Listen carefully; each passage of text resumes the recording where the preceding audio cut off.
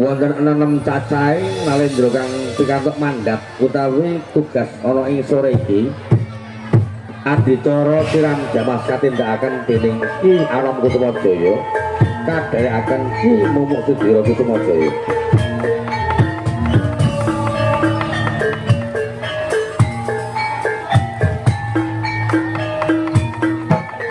Satunggal Gajamati Dadya Satya kang utama kang bisa ngluhuraken asmaning Kusumajaya bisa kawentar ana ing saindhening Nuswantara. Dadya Satya kang utama kang luhur derajate handuweni sifat kang adem bisa kendhalekno hawa nafsune.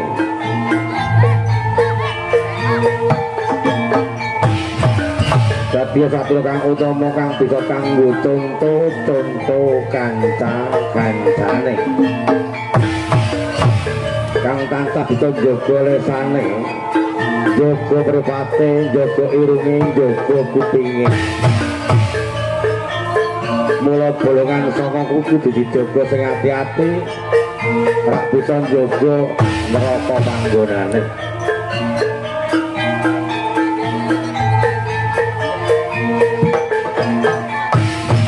Sinambi mirsaning atraksi ayo padha metani diri pribadi termasuk ngaji tegese bisa ngajeni diri pribadine piyambak-piyambak.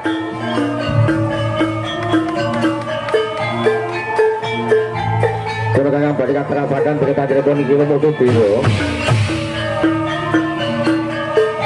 panjenenganipun badhe bersaakan datang panjenengan sami yen Allah menika bawa kuwasa sedaya menika peparingipun sedaya badhe kalala pangraganing Nalendra Kusumajaya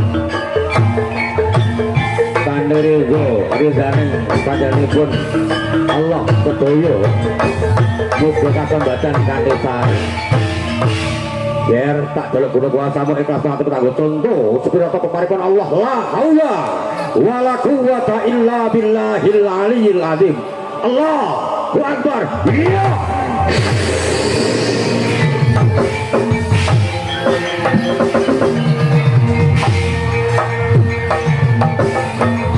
Sabun kersane sabun. Nggih, pun. Pun nggih.